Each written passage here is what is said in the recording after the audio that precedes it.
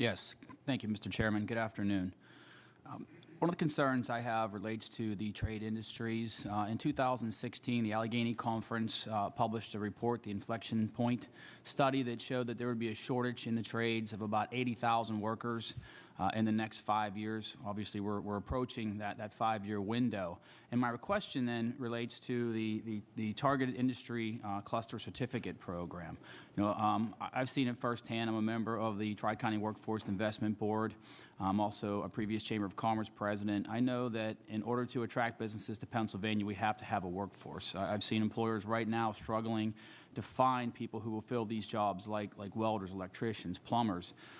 So in the previous year, you know, $6 million was put into the fund. So I'm curious to know, you know, how is that fund performing? You know, how many students have you been able to address? And looking ahead, is $6.3 million in the next budget, is that going to be enough to fully address the workforce needs we have here across the Commonwealth? I'd be happy to. Representative, just great question, and thank you for the opportunity to respond. So the governor did recommend a $300,000 increase, $6.3 million for that program. Right now, how the legislature framed that program that has legislative authority passed by the General Assembly was to really identify key areas of high occupation need to get to the Allegheny report that you were referencing. And so there's 3 areas right now: energy, advanced materials, diversified manufacturing, agriculture specific to food production. So those are the 3 buckets.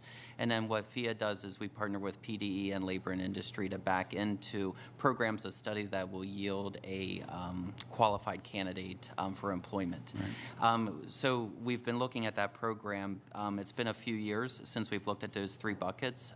Right now we are spending the full allocation of $6 million, so it's anticipated that we would be able to spend this $6.3 million with the increase encumbered into that. However, we probably should be looking at those 3 areas and see if there's still other areas of high occupation need that we should venture into. And how many students does that address? Go ahead. The annual recipient count is around 1,700 to 1,800 students.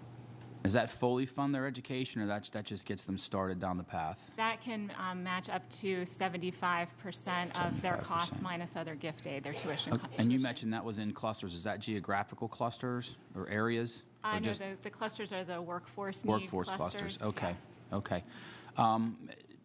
Do you see that? Is there a need for additional funding in that regard? Because I really do see that as, you know, a fundamental concern moving forward. We could lose businesses because we don't have the workforce. If the money is appropriated, we'll find ways to spend it. One area for career advancement, and not to be just about that, is some of the stakeholders been talking about the need in the medical field for not registered nurses, but phlebotomists and other certificate programs that hospitals need. So that might be an area that we could maybe I'll phrase that a different way then. But were you turning students away who applied for this? Yes. You were? Okay. Okay. All right. Thank you.